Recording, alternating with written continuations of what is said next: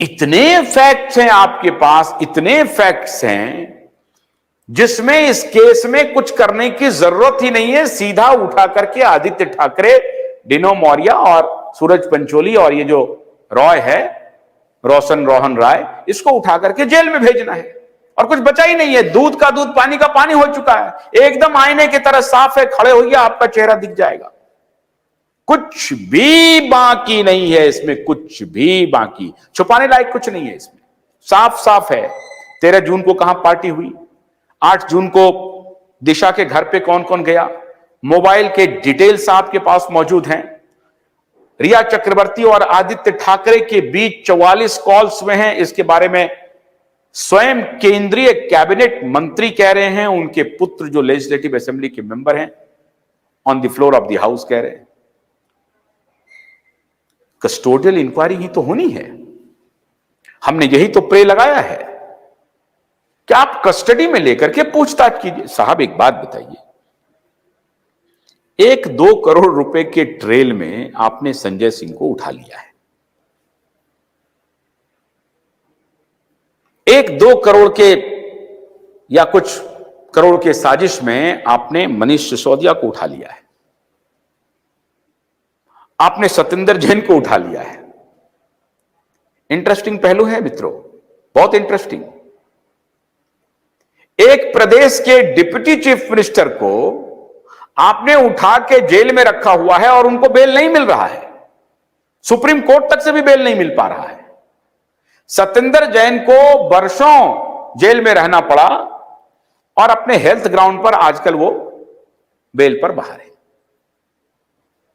और राज्यसभा के सांसद संजय सिंह, जो खुद को कट्टर ईमानदार कहते थे, उनको सीबीआई ने और ईडी ने उठा लिया और वो जेल में है। अब आप बताइए, आम आदमी पार्टी के इतने बड़े बड़े नेता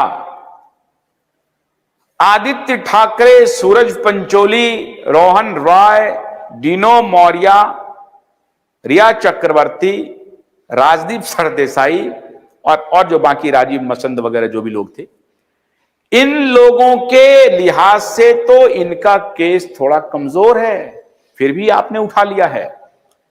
इनका तो आपके पास साक्ष्य है साहब कि अगर इनकी कोई भूमिका नहीं थी तो पुलिस को ये जबरदस्ती नजरबंद क्यों कर रहे थे बिहार पुलिस को।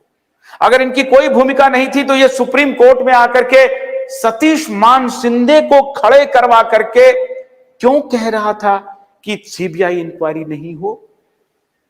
क्यों भाई, मुंबई पुलिस इनकॉम्पिटेंट है, यह बताने की जरूरत है क्या? जो मुंबई पुलिस सीसीटीवी फुटेज नहीं ढूंढ पाई, जो मुंबई पुलिस जो गेट का जो एंट्री डायरी है उसका पेज नहीं ढूंढ पाई, उस मुंबई पुलिस की जांच पर भरोसा कर लें। जिस मुंबई पुलिस का पुलिस कमिश्नर के खिलाफ वारंट हो, आज साहब अगर आपके खिलाफ हमारे खिलाफ वारंट हो और अगर हम पाक साफ हों तो हम तो कहेंगे कि भैया आप हमें जेल ले चलिए, जब तक मैं पाक साफ नहीं होऊंगा मैं जमानत नहीं लूंगा, मैं लड़ाई लड़ूंगा अदालत में। पुलिस कमिश्नर भाग गया, तब के पुलिस कमिश्नर, वो पुलिस कमिश्नर भागता ही रहा और बाद में सुप्रीम कोर्ट से जाकर के उन्होंने कुछ राहत लिया और फिर बाद में इस सरकार ने उसे रीइंस्टेट कर दिया। अब तो पता नहीं रिटायर किया नहीं किया, अभी की स्थिति मुझे नहीं मालूम।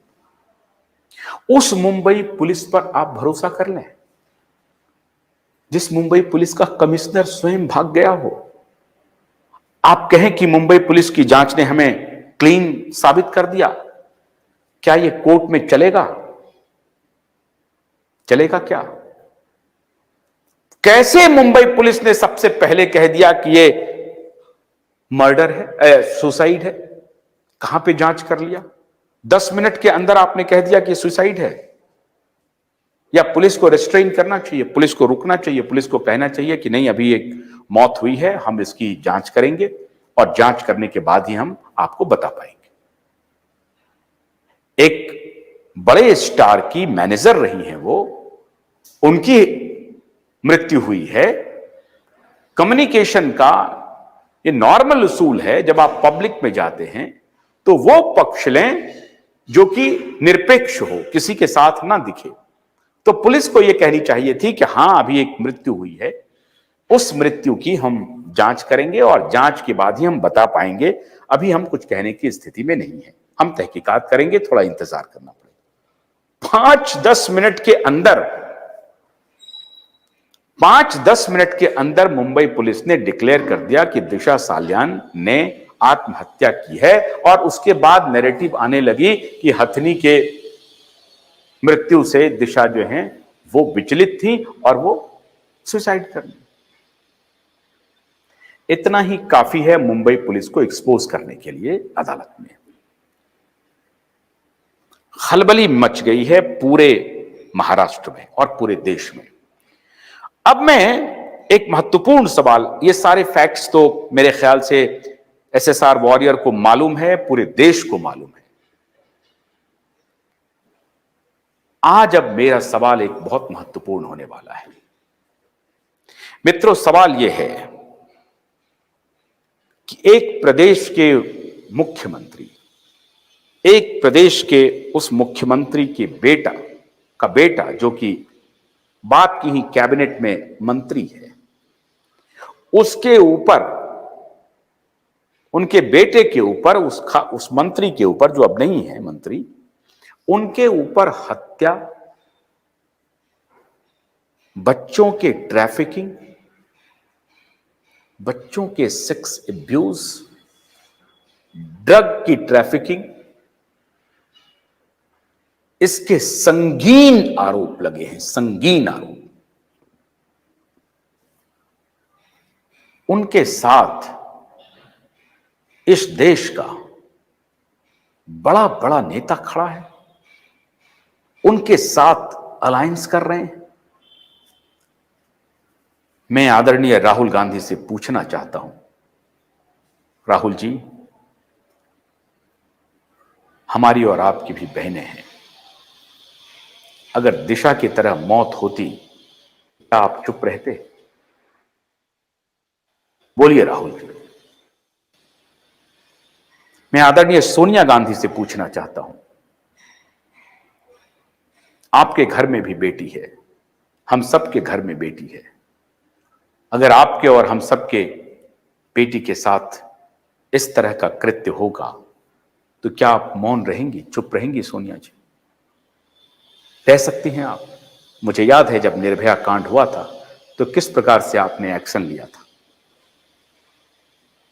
आज आप उस व्यक्ति के साथ अलायंस करेंगे सिर्फ एक पॉलिटिकल बात के लिए? क्या पॉलिटिक्स के बियॉन्ड आप नहीं सोच सकती? क्या नहीं सोचना चाहिए सोनिया जी? मैं आदरणीय प्रियंका गांधी जी से पूछना चाहता हूं,